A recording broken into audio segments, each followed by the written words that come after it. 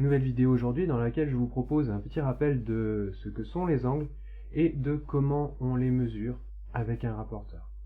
Cette vidéo est destinée à la fois aux élèves de 6e qui sont en train de construire des diagrammes circulaires ou aux élèves de 4e qui sont en train de revenir sur les angles avec le repérage sur la sphère.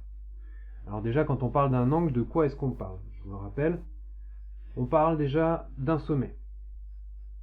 Point important de mon angle, et de deux côtés, un côté, deux côtés.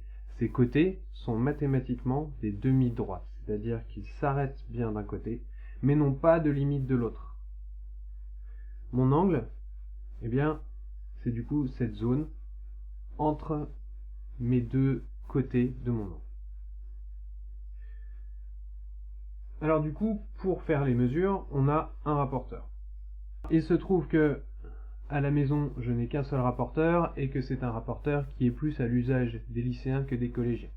Cependant, on y retrouve un centre pour cet outil qui est circulaire, très important pour la suite, et on y retrouve un certain nombre de graduations que nous aurons en commun, qui sont déjà les 180 graduations là au-dessus, qui nous permettent de construire un angle de 0 à 180 degrés.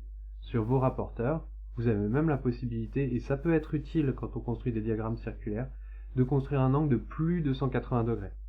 Ici, sur cet angle qui a été choisi au hasard, comment est-ce que je suis venu placer mon outil pour en faire la mesure?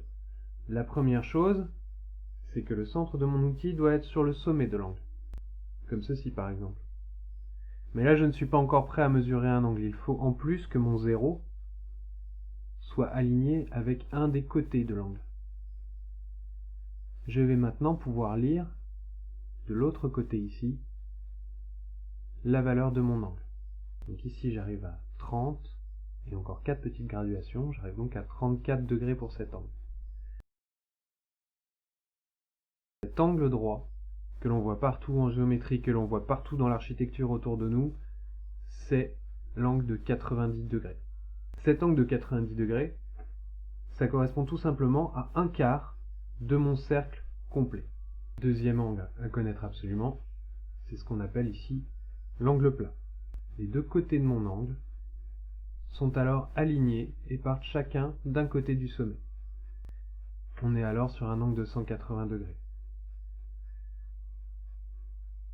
Encore un angle très important, eh bien ce serait tout simplement l'angle qui ferait tout le tour, où on partirait d'un côté pour revenir sur le même côté. Le sommet ici, les deux côtés superposés, un angle de 0 degré, rien du tout. Ressemble donc très fortement à toujours mon sommet là, toujours mes deux côtés superposés, mais cette fois-ci, je parle d'un angle de 360 degrés, où je représente tout. Un autre angle que l'on retrouve très souvent en géométrie, l'angle de 120 degrés que voici, qui correspond, comme on peut le voir sur ce cercle, à un tiers du tour complet. Donc, un demi, 180 degrés, un quart, 90 degrés, entre les deux, un tiers, 120 degrés.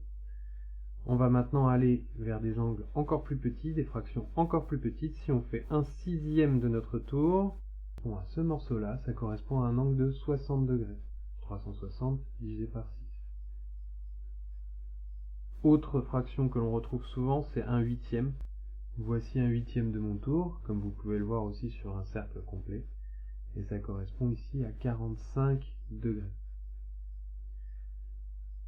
Je continue encore avec un douzième du tour, très utile. Par exemple, si vous voulez construire une montre à aiguille aura un chiffre tous les douzièmes de tour, et donc tous les 30 degrés.